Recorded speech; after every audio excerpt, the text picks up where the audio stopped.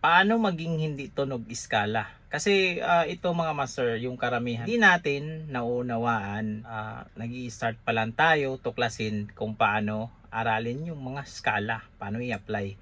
So kung ito yung gusto mong malaman mga master, manood ka kasi i-update natin to mga master. Nagtuturo lang po ako base sa alam ko, sa sarili kong research, experience. Nasa sa inyo na yan kung susundin nyo to. Hindi ang mga itinuturo ko. Let's go! Ibig sabihin ng tunog iskala, pag nasa C yung chords o yung kanta, merong C progression, yan, is nasa C lang daw yan. Parang ganon kasi siya. Basta dyan lang sa C, i-play mo lang yung C. Kaya tayo naman as beginners, okay, sige, nasa C lang ako, yan. Balik-balik. Kahit may chord progression na C, G, E minor, F, yan. Basta G2 lang, yan. Babalik-balikin ko lang yan. Then later on, yun na, parang pabalik-balik lang ako dito sa tunog iskala na to. Yun yung ibig kong sabihin na tunog iskala mga master. Paano makalabas doon sa tunog na iskala na yun? Kailangan alam mo yung tinatawag na target note or yung chord tone mismo. Ibig kong sabihin yung mga nota na nasa yung sa chord, yan, example sa C, G, A minor, F, yan yung mga nota dyan, yung chord tone or yung triads nila. Take note mga masara, chord tone, hindi lang siya triads kasi meron din naman tayong mga 7 chords, 'di ba? Yung mga major 7, ito C major 7. Meron tong 4 na nota. So may chord tone siya na C, G, B, E. Yan. Oh. Yan yung ibig sabihin ng chord tone, hindi lang yung triads. Actually, ang chord tone is kung ano yung chord na tinipa mo. Ganun siya. Ito, master ha, take note. Yung mga chords na to, C, G, A minor, F, is chord progression. Hindi nangangahulugan na pag nasa C ka, C major scale yung gagawin mo. Pag sa G ka, is G major scale naman gagawin mo. Pag sa A minor scale. Yan. Pero actually, yung C major scale at A minor scale is relative lang sila. So, valid siya doon. Hindi nangangahulugan na pag F major scale naman ang gagawin mo. Hindi siya ganon. Chord tone nga eh. So, kung ano lang yung nota na nilalapatan mo doon, yun lang ang ibig sabihin. So, sana nakuha nyo yun mga master. Ngayon, bakit kailangan natin malaman yun? Kasi yun kasi ang maglilid sa atin sa tinatawag na mga target note. Kasi ang skala natin is example C. Then ang kasunod natin is G. Yan. Take note. Ang chord tone is yung kung ano yung nasa loob ng C. Pwede kong gagawin ito. Pag nasa C yung chord, pwede kong patamaan yung G. O, rekta na ako dito sa G. G na note. Pag sa C, pwede rin ako sa E na note. Yan. At syempre, lalong-lalo na sa C. Oh. At hindi lang yan dito na sa frets, sa forma. Kasi meron din namang G dito. Yan. Meron ding E na open. Oh. So, depende na yan sa'yo. Kaya napakahalaga talaga pag aralin mo yung mga lead. Gusto mo nang mag-aral ng lead, skala-skala. Dapat talaga, first place, alam mo talaga yung nota sa fretboard para hindi ka malilito. Kasi napakalaki ng bagay pag alam mo yung mapa. Hindi ka malilito kahit saan mo ilalagay yung daliri mo dito sa frets. Kumbaga, alam mo yung tinitipa mo. Hindi lang tinitinga-tinga. So, pagpalagay na lang natin sa chords ko na C, may G ako. Then, ang susunod niya is G. So, ito lang, dalawang chords lang. C, tapos G. Yan. So, ngayon, pagdating sa G, chord tone naman ng G. So, sa G, meron siyang G, siyempre of course. Meron siyang B. Meron din siyang D. G, B, D. Yan yung chord tone niya. So, ilalagay ko sa B. B yung target note ko dyan pagdating sa chords na G. Ito. Pwede naman din dito. Yan, octave. Kahit saan dyan, valid. Yan. Try natin mag G. Tapos, patamaan natin yung B. O, di ba? Tunog, tama. Patamaan natin yung D. O, D ito. 7th fret ng ating G string is D. So tunog, tama.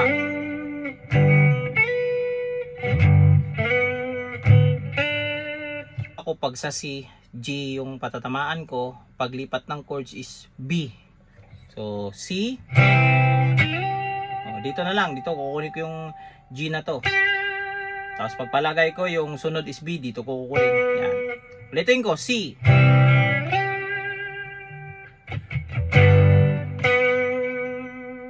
Ayan na, dalawa lang. O, di ba? Tunog tama ka. Kasi kung sabihin na nasa C major scale lang yan, o, example, nasa C major scale, din random ka ngayon, mag-iisip ka, pag nasa C, ang patatamaan ko is B. Kasi nasa C, nasa nota. So, try natin, patamaan ko yung B, tapos C yung chord ko. Di ba? Something tensionado. O, kasi wala siya dun sa chord. Take note. O ngayon, pag G naman, ang matatamaan ko dyan, kasi nasa C major scale ka eh. Ang patamaan ko dyan is A. O, try natin, pag G, tapos A. Or F. Pangit pakinggan. Para na siyang G7 o G dominant 7 yung dating. Eh, wala doon eh. Kasi G yung chord natin, major. Wala dyan F na note. So, doon pa lang, hindi ka na magtutunog tama kasi mali-mali yung tinatarget mo na note. Wala siya sa loob ng chords, di ba? Yun, siya. So, proceed na tayo. Sa C, meron tayong G.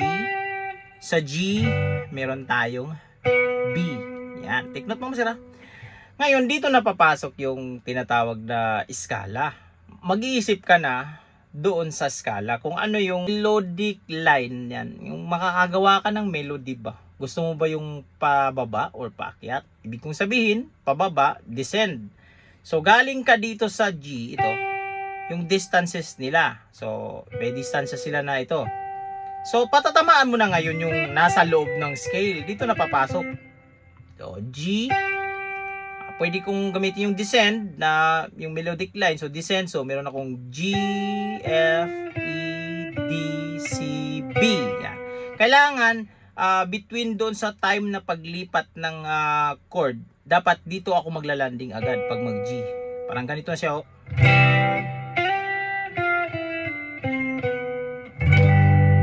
Oh, diba? Pasok, tunog, tama. Ito yung naisipan ko mga master. Ngayon, dito na yung uniqueness natin. Kasi iba-iba tayo mga gitarista. Pwede yung naisipan nyo, yung ascending. So, ascending yung ibig sabihin pataas. So, yung B, yung octave niya is ito. Yun, nasa 7th fret ng ating E string. So, mayroon tayong nota dyan. Yan. Madadaanan natin yung A bago B. Try natin.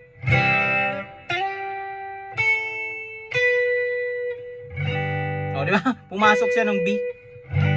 Tunog, tama. Yun siya mga master. Or pwede makakonstruct ka ng ibang melodic line. Halimbawa, ganito. Pag sa C ako, gagawin ko, meron akong B, C, B, balik ako sa G, F, E, B. Ganyan. Yan.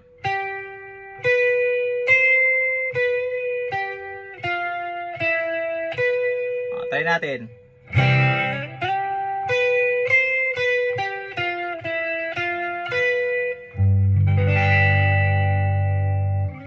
Diba? Tunog, tama, pasok.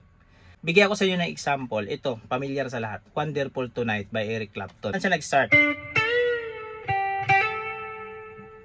Anong unang nota niya binitawan? Ito. Nasa 7th fret ng G string. Anong nota to? So, ito ay D na note. So, anong chord nung start ng kanta? So, merong G. Teng, teng, teng, teng. Oh, D. Nung nasa D na yung chord, bumagsak siya sa A. O, anong connect? Kasi, sa D, is meron diyang chord tone na A. O, ito. A, o. Kasi ang triad ng D is D, F sharp, A. Kaya pasok. Oh, ulitin natin. Nung nag-G siya, ito yung takbo ng skala. Yung bend nito, full bend, pero kung hindi mo siya i-bend, ang note na ini-emphasize dito, yung note na B. Ito. Oh, halimbawa, i-slide ko lang. Oh.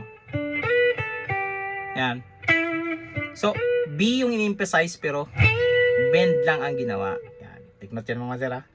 D, B, A, G, A. O, yan na yung D. Then, yung susunod na chord doon is C. Inulit niya yung line na yun.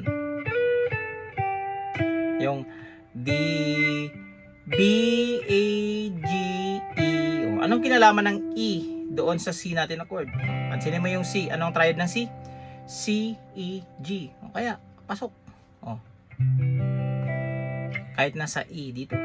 Yan. Pero take note mga master ha, nasa loob lang tayo ng G major scale. Meron lang tayong target note. So, balikan natin. Teng, teng, teng, teng. Teng, teng, teng, teng. Teng, teng, teng, teng, teng, teng, teng, teng. Ito yung melody niya.